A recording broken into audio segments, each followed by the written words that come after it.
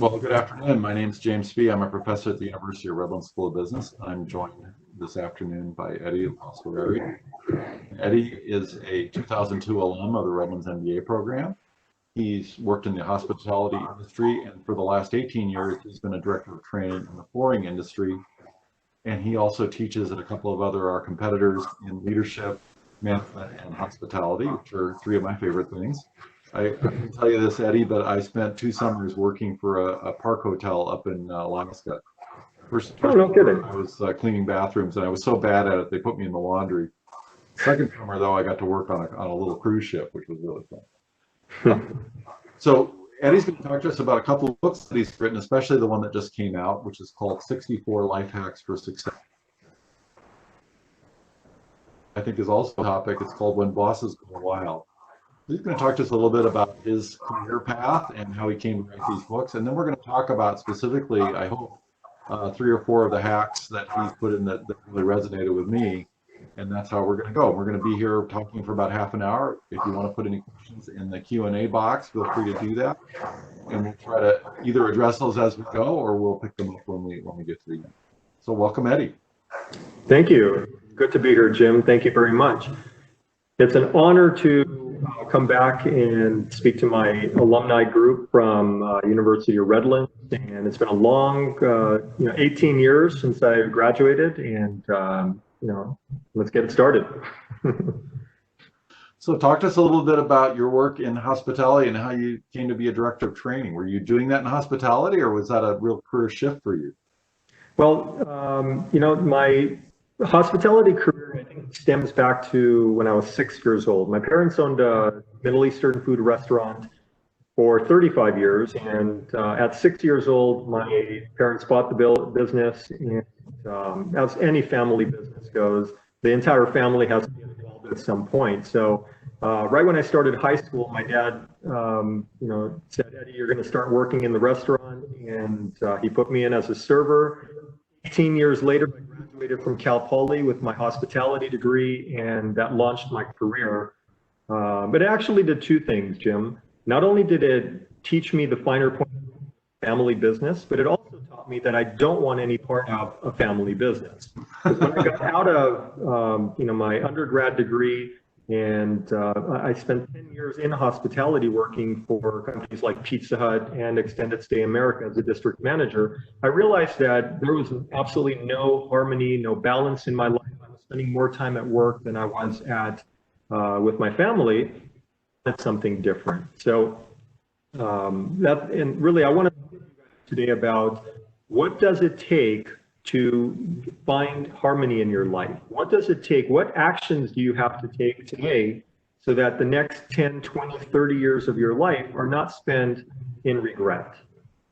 So start out, Jim, thinking that I wanted to own a restaurant, even though that's the direction my parents were encouraging me to go. I didn't start out thinking, I'm going to be a director of training one day, or a professor, or an author. I love writing, but I had no, visions of grandeur of being an author. But here I am, a 2-time author, and I put a lot of work into this, and with a lot of encouragement from my family and a lot of great role models that entered my life throughout my career, here we are. So it's been a wonderful career, and I owe a lot of this foundation setting to colleges like Redlands and Cal Poly that really established a strong framework for my development. So I have a family business prop I brought in from my office. I'm at my home office. So this was my family business, Flying Knees. Nice. So I grew up thinking, like you thought you'd run a restaurant, I thought I'd be a helicopter pilot and president of my dad's company. And so I went to my 20th high school reunion, and my friend Jim Hall said, so how's the helicopter business? I said, I don't know. I'm a university professor. And he kind of looked at me like, but I realized this wasn't where I was supposed to be. It's still a hobby. It's much safer to be under this toy and have it right fall off the shelf than be under the real one which I Indeed. spent the summer doing for my dad. The hospitality industry was a lot more fun than doing that, I can tell you that. Indeed it was. I love these transitions, I think, and when we talked yesterday, I think we've both been through these transitions, and maybe some of the people listening to this have too, where the family business seemed really attractive, but didn't give you that balance. So and tell us a little bit of how you were seeing that with your staff and that sort of unmet need within them, with the people that you work with at your company, because I think that's a great part of the story, how the desire for the book came out of helping them. Sure thing. So a lot of the people who are in the quick food service industry, which is where I started my career at Pizza Hut, are teenagers. You know, they're seniors in high school, making their way through college, and they don't need the job. They're being supported by their parents, and they just need some fun money for the weekend. So they were not career-minded. And as I was starting my career, I wanted to be around people who are professional, right? People who were thinking of themselves as a cog in the wheel, somebody that is going to contribute to the success of the organization. But unfortunately, I realized that I surrounded myself within an industry that didn't really care much about the same things that I wanted out of my career at that juncture. But I did learn a valuable lesson while I was at Pizza Hut, and I spent 7 years with the organization. It was a fantastic experience in that it showed me that, you know what, it's not all about me. It's what can I get, how do I influence my team to achieve whatever it is that they're trying to achieve at that stage in their life. Let me be that influential character for them, so that if it's gas money, if it's a good time, if it's, you know, social gathering point, let me at least create the great environment for them to flourish until they figure out what they want to do in their career. And I'll tell you, my turnover was about 50% when I first started. At the point, you know, when you get out of college, you're thinking a lot of things, right? You have all this book knowledge, you haven't applied it yet. And my first 2 years, I really struggled while running the business, because I thought everything that I learned, I had to apply, and you know, it's all black and white. There's nothing black and white out there in the hospitality industry, especially today amidst the pandemic. You know, people are people. They are doing things the best that they can with the resources that they have. What we can do as leaders is create a positive work environment for them, recognize them for their hard work, create a safe environment. Opinions matter, that they know that if they come to the table with a solution, someone's going to listen to them and not just sweep it under the rug and say, get back to work. Eddie just reminded me of one of my brother's bosses. He had a high school job with Marriott out at the Seattle-Tacoma airport. And then when he come home from college, they let him come in and just work however many hours he wanted to.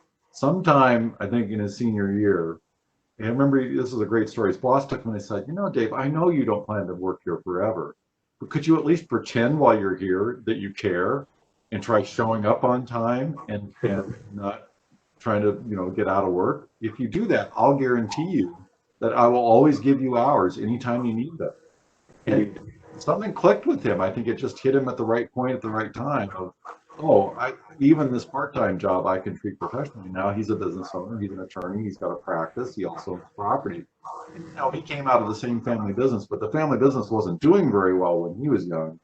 And so he got a job, so we all wound up working for other people. But I think that being that influencer is a really interesting thing that we don't know when somebody's watching us, but we just, even that guides to somebody. They may, well, somebody was saying, we don't think they're hearing us, but it's interesting that oftentimes it gets repeated again and again, and then you hear it 15th hand later on. Right. In turnover a moment ago. Yeah. Until I figured it out, I actually led the nation in lowest turnover percent, because what I did was I galvanized the troops, got everyone behind the mission of the company, and included everyone in the conversation, which is really rare to see back then. We're talking about the late 90s now. It's the late 90s, and people were really interested in contributing to the organization's success if you gave them an opportunity, which is really one of the chapters in my book, Power of Inclusion. Right? People want to be heard. They want to know that there are matters, and that somebody's listening. It's just like raising children, right? And I don't want to compare children, but I think it's appropriate. If you don't show your children that you care, their success means something to you, that, you know, they're part of something bigger, you know, they're a cog in the wheel, they're, you know, a piece of the puzzle, then, you know, how are they going to find themselves in their own life? How are they ever going to get enough encouragement to know that I can do this? You know, I've done it at Pizza Hut when I was younger. So you have boundaries, and that's, I mean, that's kind of classical management theory, that if I know I've got total freedom within these boundaries, right, then I'll be okay. But if I don't know where the boundaries, I have that within my family. One brother had no boundaries at all for his kids, and the other ones, they were so tight that the kids rebelled.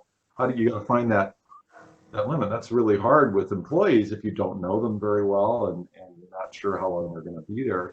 Yeah, but it does show that attention on that can work. I had a student in Burbank, and he worked for one of the convenience store chains, and every day after class at 10 o'clock, he'd drive home the long way to stop at one of their stores. And these are people working late shifts, never saw anybody from corporate ever. And he had the same experience you did. He was the nation leader in low turnover because suddenly somebody was paying attention. Right. You know, everyone has something to contribute to, whether it's to a family, to, you know, nation. But they have to understand what their contribution is. In business, we call it contribution margin. Yep. Everyone has a contribution margin. It's just, are you as a leader willing to help them identify where it is they fit in? And not everyone has the same skill set. Someone has to be the expert French fryer. Someone has to be the one putting the pepperonis on the pizza. Someone has to make those bed sheets or make the bed or wash the towels exceedingly well to exceed customer expectations. And if the people doing those tasks don't understand their role, then the business failed. So it's critically important as leaders, as we all are on this call, to have a really strong working relationship with your employees. And I'm not saying take them out on dates, but what I am saying is understand what makes them know something beyond the business scope about that person. In other words, treat them as an individual, not somebody on your roster. Yeah, those are good lessons. Well, let's talk a little bit about I like the number 32, act as if you belong, because I think that's a big issue, especially if you're a first-gen student, you're coming into a business. One of my wife's colleagues was on a call Sunday, and he was used to working in city government in predominantly black cities where, you know, most of his colleagues looked like him, were from the same neighborhood as him. He went to work for this high-tech company, and suddenly he didn't see anybody his whole day. And weeks at a time, they actually formed an employee group that had started because they're a dispersed company. And across the whole company, there were enough of them to have kind of a user group. But how do you face that challenge when you come into a situation and you don't feel like, I'm not sure this is me? And how do you stay with it long enough, because you don't know what the norms are? And how do you help people navigate that? I'm sure you see that people coming into the flooring company, they don't know, and definitely in the restaurant business, you don't know what the cleanliness norms are, and nobody told you. Right. So each of my chapters in my book, Jim, starts off with a short story, an experience that I had. This particular one, my wife and I were going to a wedding. And at the time I was driving a Honda Accord, and I was asked to park my own car while paying the valet guy $12 to allow me to park in his lot, which I thought was ridiculous. So he directed me about 100 feet away from the entrance. I parked it. As I'm walking back, I passed literally 15 open spots where my Honda could easily have fit. But, and when I asked the guy what these spaces are for, he said, oh, we're keeping these for high-end cars like the Rolls Royces or the Bentley. So I walked in thinking, I don't really belong here. If there are Rolls Royces compared to my Bentley, I don't fit in. So I walked into the hall and I saw, you know, very high-end handbags and high-end shoes and belts. And I'm thinking, oh my gosh, you know, I definitely don't belong here. And it got me thinking that it's all about attitude. Whether you're in a banquet hall or at work or in school, if you don't have the right attitude for that environment, then you've already lost the battle. If I don't consider myself one that belongs in that group, even in that moment, if I don't, as if, and I'm putting that in quotes, act as if, I'm not going to do well in that environment. So I had to adjust my attitude before I, otherwise my wife and I would have had experience there. And we ended up having a nice time with family and friends because of that attitude shift. And I want to encourage everyone on this call that if your attitude is moment, you can overcome so many obstacles in life. People are going to judge you based on how you look, how you sound, your experiences. You may not go to Harvard or Yale or Stanford, but you know what? You mean something in the world, and you have a seat at the adult table. You've earned it. So use that, walk in with that attitude. I'm not saying be cocky. You always want to remain humble, but put yourself in the right attitude when you're going in that boardroom. You deserve to be there just as much as that CEO does, and contribute to the conversation. Make sure that you're not treating others as if they're less than you, and treat everyone like an ordinary person and command respect. You've earned the right to be in that. Take it. Carpe diem. Well, one of the interesting things is that the COVID, because of the way we're talking right now, we could have been doing this live in a nice studio on campus, and yet we're talking this way. What my wife's noticed at her company is that the CEO he's talking from his kitchen, and it's got ugly wallpaper. And here's the corporate marketing director. She's got a dog barking, and somebody else has got a kid. It's been an interesting leveling of that. And I think it's best, there's lots of bad things that are happening because of this, but that leveling can help even out some of that fear of not fitting in. I'm always drawn in British movies where there's the shabby chic person who's old money and they can get away with wearing grubby clothes, but that's because they're white and they're rich and everybody knows it. And so they already conform on 800 other things that nobody even knows are conformity. So they get away with that. I was always thinking, I'd want to be that guy. But right. I've got the facial features to fit in that way and do my really bad thick British accent. If you come in from another group or a person of color, your ability to hide your ethnicity goes away. And so it's that part's really obvious. So I think that navigating that, what's the right amount of conformity? And that's where I think people who are in the majority like me need to guide and mentor. Hey, this is fun. It's cool. Let's do that. And be accepting if they don't reject them because they didn't get the collar tabs right. It's like, so what? Jim, one of the messages and who you are as a person, try to get to that level. But these things, because the way our brains work, those judgments happen so quickly. Yes. You're one of the messages, but you got the people who want to out you or see through you. How do we help people deal with that? I think that's the other part of this, because then that fear of failure comes in and you're out of harmony again because you're spending so much effort to feel like you're fitting in. Oh, I'm just exhausted. I can't do that anymore. So I think there's a real connection between those. Indeed. One of the other chapters in my book that is really relevant to this topic is what do, whether I'm assigned to do a project or not, I believe I can add value to whatever it is that's going on, whatever project is happening around me.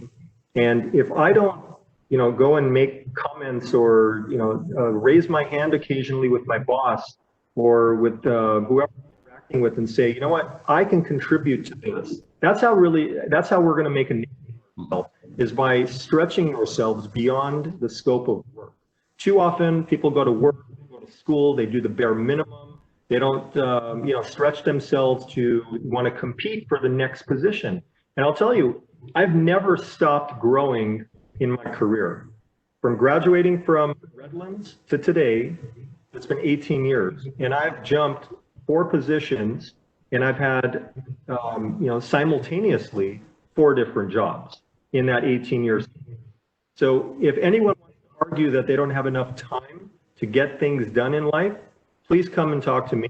I would be happy to talk about time management with you, because with 3 kids, a wife, 4 jobs, And I have nothing but time on my hands. Why is that? Because I put systems in place along the way to ensure that I can get everything done and remain happy in life. And this is the best time of my life. I'm 47 years old. I've never been happier with what's going on, despite all the pandemic and nonsense that's happening in the world around us. I am fulfilled. I've led a fulfilled life, and if I got a fifth job tomorrow, Jim, I would not turn it down. Why? Because there's so much more to give back, and this is the time to do it. We have energy, we have support.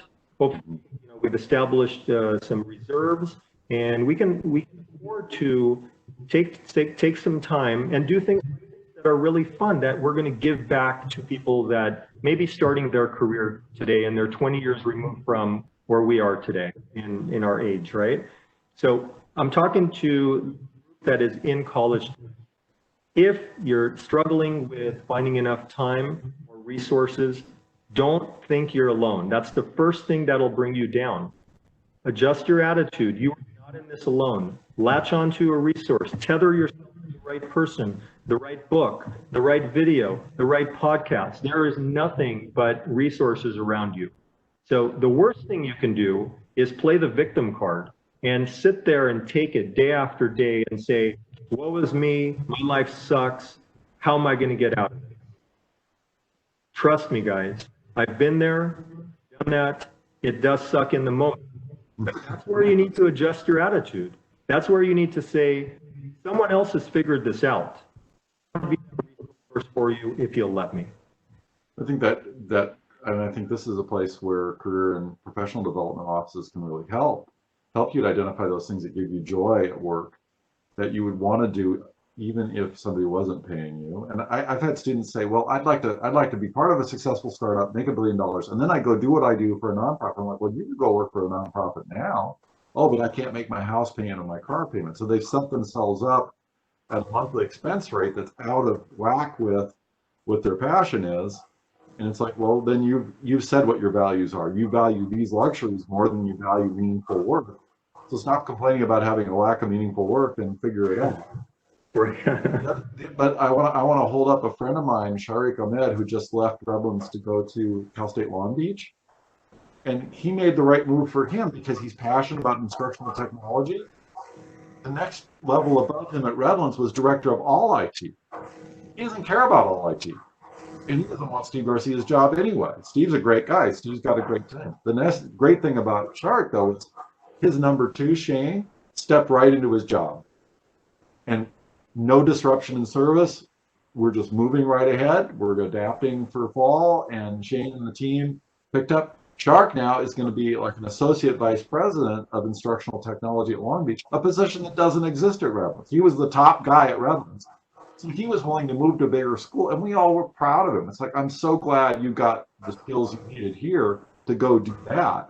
But also, I wanted to reassure him, I wouldn't want him, he'd be so unhappy in Steve's job. I think that's the other thing, is sometimes if we're narrowly focused, and unfortunately that means we're less loyal to a single organization.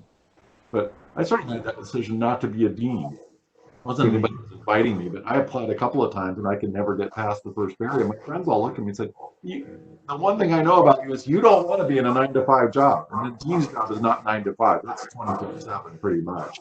I like the balance I have. So that's the other thing of knowing yourself. I think you brought that up. It's really clear. Let's shift around and talk a little bit about fear of failure, because I think that immobilization you're talking about, people are really scared right now. We're afraid our organizations might make a mistake. We're afraid we might recommend something nobody will like and they will not like us. And I think that puts you out of harmony, and especially if we're in a place that we don't perceive as very inclusive. If we're still early. Right. How do we help find someone who can be an ally? What are the strategies you use? You're still new in an organization. People don't know you yet, but you want to be influential. How do you manage that process? Yeah. Not be scared of losing. It's a great question, Jim. There are two things that drive me every day when I get out of bed. Number one, fear of failure. Number two, fear of letting people down. Whether that's my wife, my children, work, my students, There are so many people that are counting on me to not necessarily get it right every time, because we can't be perfect 100% of the time. I can never mail it in. I can never leave my A game at home. I have to be interested, just like Michael Jordan. He had a brilliant career, 6 rings. He never mailed it in on a game. Why? Because there were people counting on him to put on a great show. There was an 8-year-old who may have traveled 100 miles to see him. His parents spent hundreds of dollars on a ticket. And if he didn't bring that A game that day, the person would have had a bad experience.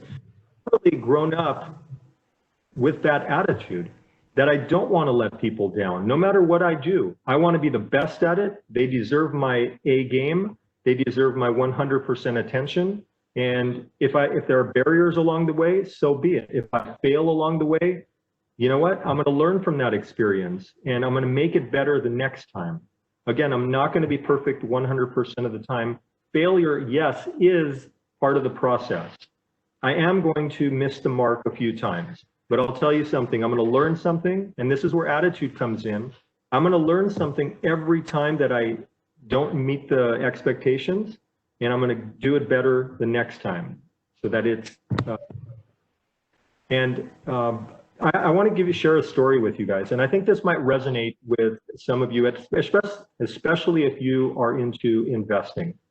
Our economy has taken a nosedive at the end of March. You may have seen the stock market tank, and those were great buying opportunities. If you missed it, you missed one of 3 awesome recoveries in this nation's history. If you didn't have any money in the game, I'm calling the stock market the game, right? You might as well, it's like a lottery ticket you're buying. You don't know what's going to happen. In faith, you expect it to go up. But if you were sitting on the sidelines, worried or fearful that your money would be lost while you were asleep at night, or that you didn't know enough about the market that you could contribute or make some money out of this, you lost out on some significant earnings. Some people made their year, some made generational money because of the last 3 months. And I have a relative who is the person that I just described, fearful because he never got in the game, fearful that for years he's been working a 9-to-5 job and basically living paycheck to paycheck, and afraid to commit any money to the stock market. And while people were making money, I was telling him, invest in this, put some money there, grab $10,000 out of saving, put it in this stock. And he didn't do any of that. And now he's living in regret. He says, I should have, had I known, I would have. It's too late. 3 months worth of significant gains were lost out of fear. So guys, sometimes you have to put yourself out there.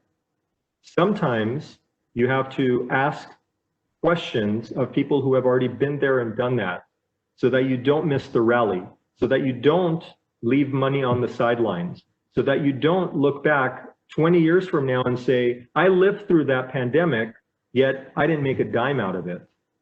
This is significant in terms of your career as well. You're on a trajectory right now while in school. This is the best time of your life. You're acquiring knowledge. There's no pressure on you, right? Nobody's knocking on your door to perform. That's going to come, by the way, but it's not right now. You have the luxury of time on your side. You should be thinking in terms of higher risk. What can I do to put myself, my career, my money to work so that I am putting myself in a better situation for the next 20 years of my career? And if you're not thinking that way, guys, you're going to miss the rally. 20 years from now, 30 years from now, you're going to look back on your career and wonder, despite the opportunities I got from Redlands, hopefully you pursue your MBA, which, by the way, got me my last 5 jobs. Had I not pursued my MBA, I would not have had the director position, nor would I have had my professor positions today. So I want to encourage you guys, if you're in your undergrad degree right now and you're not considering pursuing your MBA, please do. It is the best thing you'll ever make for your career. It'll open doors for you. Eddie, I wanted to jump back. You reminded me of, I was watching a movie called Hoop Dreams, or they were showing clips of it. And it's these kids from Indiana shooting hoops for 19 hours a day and trying to be the next Kobe. And I'm looking at that and going, I only held a basketball once when I was 10 and I sprained both thumbs. So I was always afraid of basketball. And I'm the classic white guy who can't jump, so I was never very adept at it. But I also didn't practice. And nobody ever told me that if you play basketball 19 hours a day, you get better at it. I just thought 19 hours a day, no way. I wasn't passionate about it. What was I doing? I was 10 years old. They opened a new public library in town. And even though I didn't live in the city limits, kids from our school district could get a library card. My mom took me down there, and what did I do? I checked 9 books out the first time. What profession do I end up in? I'm packing up books this week out of my office to make it available to other people to use. I'm in the book business, reading them, writing them, talking about them. So that was my A game. My A game was, what do I do with that? And it led to this career path that I knew. I had teachers in my family, on both my dad's family and my mom's family, but I wasn't around them. I hadn't been exposed to teaching. My dad was a flight instructor. That was the closest it went. So I think that's the other thing of, just because your parents did it doesn't mean you have to do it. And just because you were good at it at one point in your life doesn't mean you're going to continue to be good at that. But I think finding those core elements. I was sitting at a funeral listening to the preacher and thinking, what did I take away from going to church all those years? Well, you read a book, sometimes a Bible, sometimes something else. You expound on it, and then you exhort people to go do something about it. So, interestingly, I chose that profession. I just picked a different book.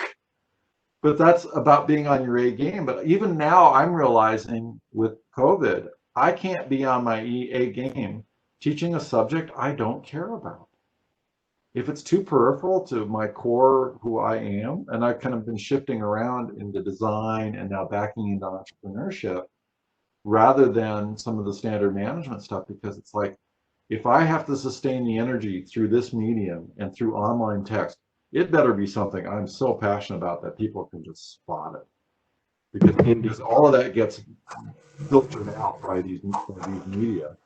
And so, I'm really enjoying talking to you about these issues, because I'm also concerned about upward mobility and how people move from, your family was doing okay with the business. My family business, we were struggling the whole time.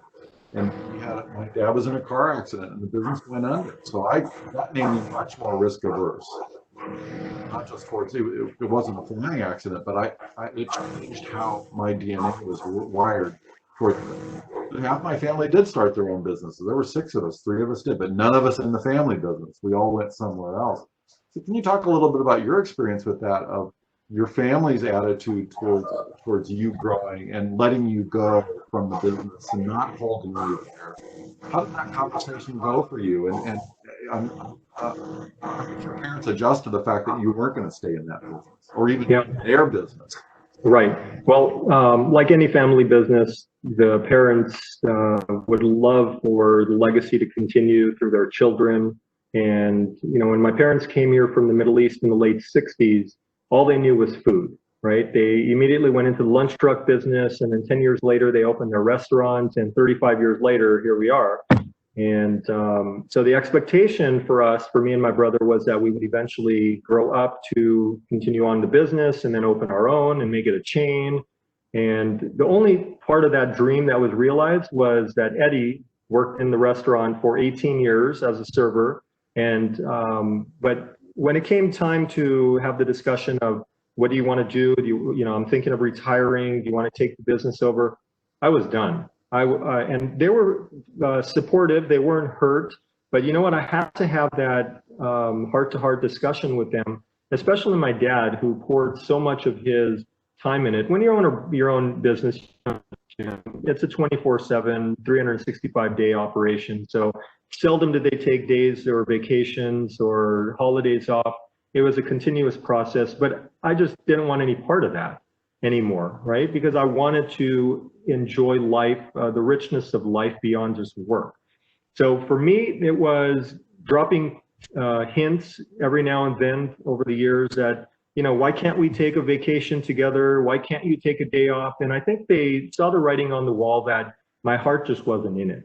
And I want to really expound on that one point. If your heart's not in something, my friends out there who are listening to this message, cut bait sooner rather than later. Do not waste your time on things that are low ROI, return on investment. That goes for relationships, that goes for your career, that goes for whatever it is that you're investing your time in today. If it's not going to bear fruit, then move on. I do not waste time if there isn't a ROI for me, return on investment that I do. If I'm going to invest in a relationship, I'm in it 100%. As soon as I feel that that relationship isn't going to be valuable for the other person, or to me, then I have to move on to something else. So I'm going to teach you guys a word that is seldom used at work. And if you guys will please write this down, the word is no, N-O. Get good at using it, because sometimes no is the right answer. Despite what you have learned while growing up, you want to be the go-to person at work. You want to be the subject matter expert at work. You never want to turn down work. You want to be your boss's right-hand man, but honor your commitments. And in order to do that sometimes, whether it's in a relationship or at work, we must be really good at saying no at the appropriate time. Let me give you an example. My boss came to me after dropping 3 other projects that were time sensitive on my desk, and the following day asked me to do a 4th project. And if I didn't highlight the other 3 projects in that moment, I would have acquired another project, all of which may have fallen apart. I would maybe not have done it in time to meet my boss's expectations, and they may not have been at the right quality, and thus the organization would have suffered. My boss would have been on the hook. My reputation would have been soured. So get good at saying no at the appropriate time. I'm not saying that you should refuse work. You should try to be everything, the go-to person in your organization. You should be so desirable that you make yourself indispensable during times like this.